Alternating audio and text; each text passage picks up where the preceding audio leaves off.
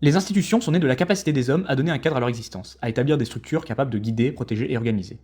Face au désordre apparent d'un monde perçu comme anomique, les institutions se concrétisent à travers un corpus de normes et de coutumes plus ou moins solides. Si celles-ci ont une légitimité et une force suffisante, elles peuvent agencer le réel selon des lois et ainsi lui donner une lisibilité, un sens, souvent dans un but fonctionnel. Mais ces créations humaines, pensées comme des outils d'harmonie, se sont parfois retournées contre leur fonction revendiquée de protection. Alors cette question s'impose. Les institutions garantissent-elles toujours l'harmonie ou peuvent-elles être parfois source de déséquilibre? Depuis les premières cités-États de Mésopotamie, les institutions ont structuré la vie humaine en établissant des règles et des hiérarchies. Elles incarnent le besoin d'ordre face à un prétendu désordre des sociétés proches de la nature. Matérielles ou immatérielles, les institutions renvoient à un pouvoir organisateur et régulateur. Il peut apparaître quasi naturel, comme la famille ou le pacte social, dont nous sommes théoriquement tous membres. Il peut s'agir également d'institutions contestées, dans leur légitimité, comme la justice, la police, les institutions internationales. Pérennes, les institutions survivent souvent à leurs créateurs, en permettant d'assurer la continuité d'un projet. L'Union européenne, par exemple. On peut très bien en faire une analogie avec le fonctionnement d'un écosystème où chaque élément joue un rôle spécifique et maintient la stabilité du système. Mais contrairement aux écosystèmes qui ne semblent pas dotés d'intentionnalité, les institutions humaines sont, pour une part au moins, nécessairement le fruit de décisions. En Occident, l'importance des normes est cruciale dans ce processus. Tout comme en mathématiques où les axiomes et les règles institutionnalisées garantissent la rigueur et la cohérence des raisonnements, les institutions sociales cherchent à apporter une logique cohérente censée permettre à tous une compréhension de son rôle et de son action.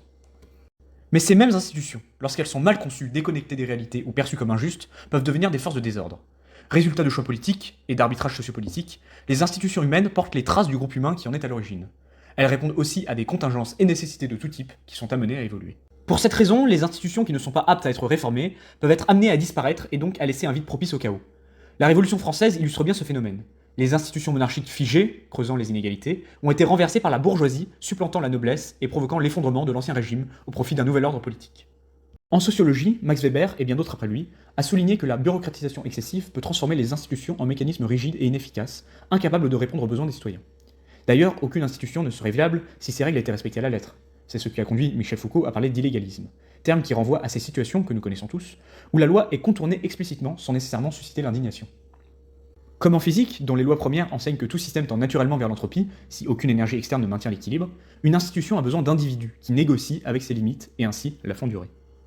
Les institutions ne sont pas des remparts fixes et immuables, elles sont mortelles, comme chaque système vivant. Plutôt que de les juger au regard de leur capacité à maintenir l'ordre, il faut plutôt se demander au service de qui maintient-elle le statu quo.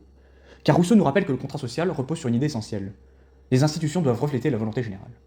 Aujourd'hui, face aux défis du monde contemporain, les institutions pourraient peut-être s'inspirer de l'extraordinaire résilience des écosystèmes qui survivent toujours grâce à leur diversité. En conclusion, ce n'est pas leur existence qui garantit l'ordre, mais la capacité de ceux qui les gouvernent et la vigilance de celles et ceux auxquels elles imposent ces normes.